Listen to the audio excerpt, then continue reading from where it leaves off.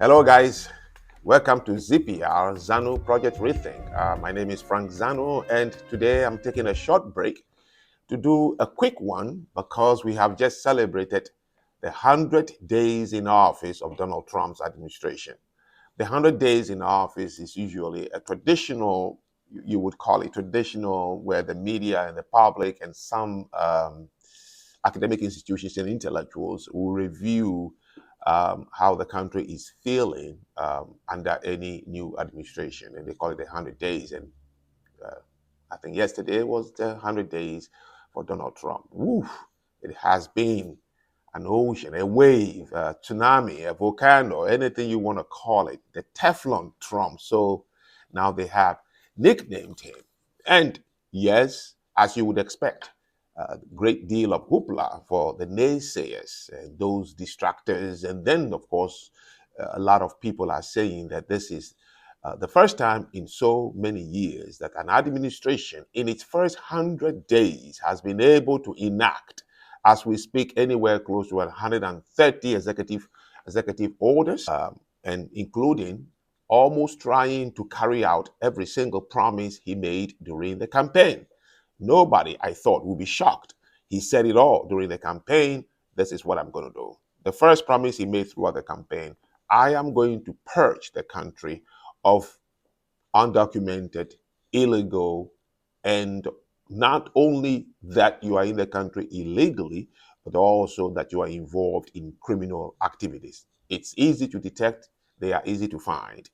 ICE went to work, and hundreds, thousands of people have been deported out of the country, especially to one specific location, which is those who can only cross into the United States illegally would be those who have a land border relationship with the United States. So we're talking about South America, Central America, Latin America.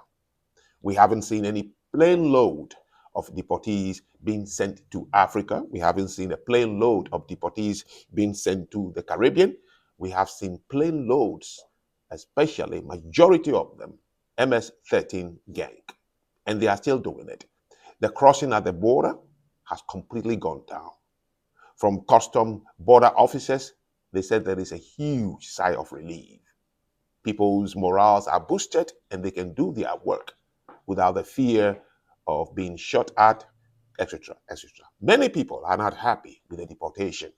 Our former First Lady Michelle Obama took to a podcast, said she doesn't sleep at night because she's now very concerned about people of color. Not a single African American or African has been accidentally taken onto any plane to Southern America or Central America or Latin America. It is not that way. Here is a problem. In the first 100 days, people are looking at what they can say that is gone wrong in 100 days. The 100 days is a tradition the media started. They just want to feel the pulse of the country. Any smart person will not expect to see any result, especially economic policies. New economic policies can never be measured in 100 days. I'll take you to one. Back in the 1970s, the United States of America suffered a severe economic downtrend. They call it stagflation. It lasted until Ronald Reagan came to power in 1989. So he was in power from 1981 to 1989, 8 years. During that time, two things he will be remembered for: Reaganomics, just like we had recently, Bidenomics. So Reagan instituted Reaganomics, a very bold attempt to reduce tax cuts and boost manufacturing. It took over 10 years after he left office for economics and those who understand how to measure those things to start talking about the impact of Reaganomics. No, Reaganomics was not all rosy and positive. Of course, there are areas that were negative. There were areas that were very, very positive. Okay? It brought down inflation at the time he took office at 10.8%. By the time he left office, unemployment was at 5.3% under Reaganomics. The second thing he will be remembered for, his bullish confrontation and relationship with then Mikhail Gorbachev, the leader of the Soviet Union, who helped end the reign of Soviet Union to become Russia. People were scared in the United States that his bravado and the way he was interacting with Gorbachev is going to send America and the Soviet Union at the time into a third world war. Oh my God, Mr. President, you can't say this. You are being too bullish. You all remember, Mr. President, take down that war, that speech that has become iconic, which ended the division between Eastern Germany and Western Germany. That was Reagan. What we are seeing today is somewhere a historical parallel between Donald Trump, his relationship with Europe, and of course, his internal or what we call domestic policies. One is immigration, fix that border. As he said, the media and the Democrat kept saying that we need policies to control the border. I just find out all we need was a new president. Everybody laughed. He went to war and he has really secured the border that many families today, they feel a little safe, those especially who are close to the physical border of the United States of America. Yes, his relationship with Europe, as he did in his first term, he did it in his second term. One of them is the tariffs. We don't know what that is going to bring. But here is the thing I want to talk about today, looking at his first 100 days. I'll be in D.C. towards the end of this month, and I'll hear and see a lot of things and speak to a lot of people. 100 days is traditional. Change is very painful. Even the people who want the change, they say, no, give me change, but don't touch my lifestyle. It's impossible. Change has never been friendly. You look throughout history, change comes with pain and fear, uncertainty. But you have to wait. You have to wait. We cannot begin to give grades to a man who is in the middle of the game the first 100 days. No, DOGE, led by Elon Musk. Yes, DOGE was not formed by Elon Musk. They misinformed you. Every president, almost all the time, they have the right to form committees that would help them understand certain things he did. And the things we have all seen.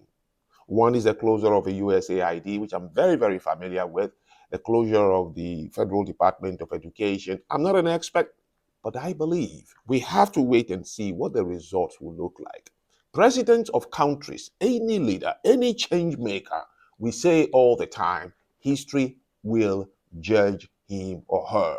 So why are we not waiting for history to judge Donald J. Trump? Why not? Why are we rushing to say that he has failed, that the Democrats are calling for an impeachment, that he's violating court orders? Let me address that.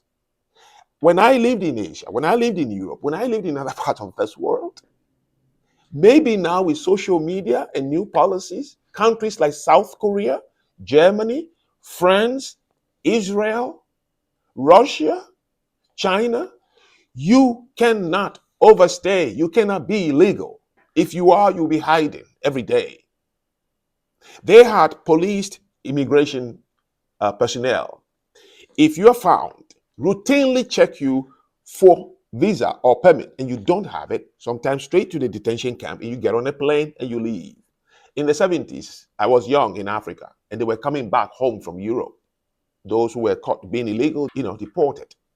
Deportation has never, in many, many countries that I know, as a matter of fact, deportation has never had what we call court proceedings. Well, if you come into a place without due process, why should you be asked to leave with due process?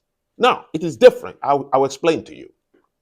Let's say that is an immigrant in the United States of America whose papers have been put in with immigration for processing. If something happened during his time of the application, yes, he will be given due process for the court to hear and look at the application and then determine. We're talking about just people who came in legally and then they are encountered by ICE. They have the right to take you to the detention and prepare for you to be deported. In South Korea, when you are going to be deported, you are forced to pay for the transportation costs. Ask around. When I was in South Korea, they will count the number of days you stayed illegally and multiply it by, I think, 500 won. You will stay in detention, pay for your food, and you'll pay that money before they let you leave the country. with absolute non grata. You're not coming back unless you change your passport, change your name, change your face. It is very severe in many, many countries, including Israel. But here, because of the man who is doing it, Obama did it successfully for 8 years. Michelle Obama was then the official first lady. There was podcast around.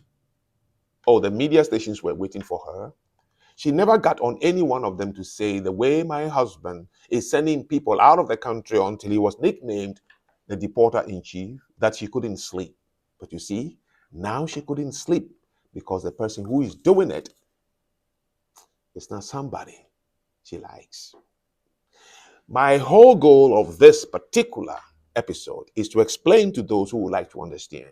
I am in the United States, and I have been here November 5th, election, January 20, inauguration. I have watched carefully and closely the last 100 days. And boy, let me tell you, it is my first time in this country under maybe 3-4 presidents that I have seen a president who actually carried out every promise. Good or bad, I am not saying. That is left for history to determine. And you and I will be around.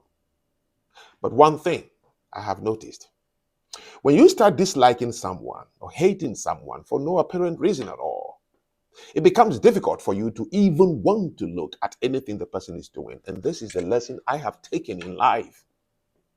Because each time I have these inkling to not like somebody, the first thing I tell myself, Zanu, maybe your own fear is what is driving you, and it's not something the person did. That always makes me rethink. Because you see, it's like a chemistry. It's like chemistry. So I'm constantly warning myself to be aware of that. Once you go down the rabbit hole of disliking someone, you're going to pray every day that he or she never does anything that would vindicate him or her, because you want something to justify how and why you started hating this person. Oh gosh, even if he saved your own son from drowning, you would accuse him of being the one who pushed your son into the water in the first place.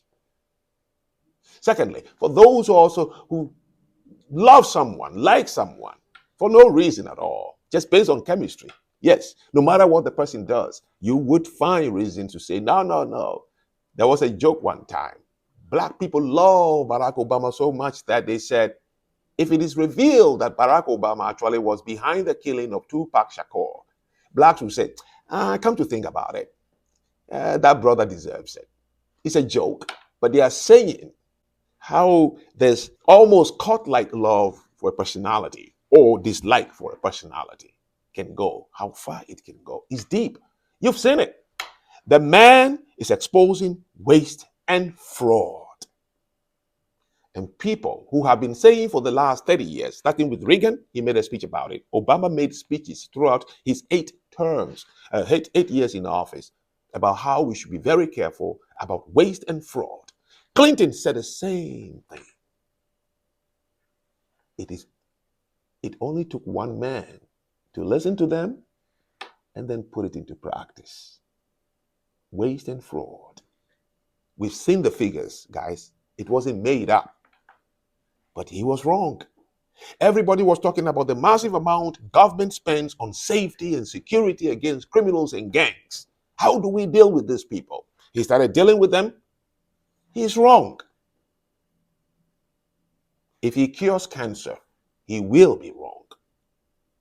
As long as you have Jasmine Crockett, Ilhan Omar, Maxine Waters, Cory Bush, he will be wrong because he is not in their party.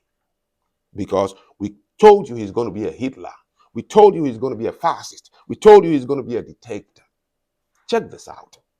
A country that has some decency and wants peace and say, look, we don't know you, but we would love to get to know you. Bill Maher, a staunch critic of Donald Trump. He was so critical of Donald Trump. Donald Trump had about 60 names for him. But when he was convinced that he should go to the White House, he said, I will go. Now, I salute that man. That is what we call a true citizen. He had dinner with Donald Trump. And now let me tell you something. Bill Maher, 40 years comedian, a personality, I went to see Bill Maher in Stanford myself. At that time, it was called Politically Incorrect. Okay, that was his show. And George Bush Jr. or Senior, no, Jr., kicked him off and closed down the show during the Twin Tower attack, 9/11. He said something, the government didn't like it, and they closed him down. Bill Maher is not that guy. You are going to get him to kiss somebody's behind. No.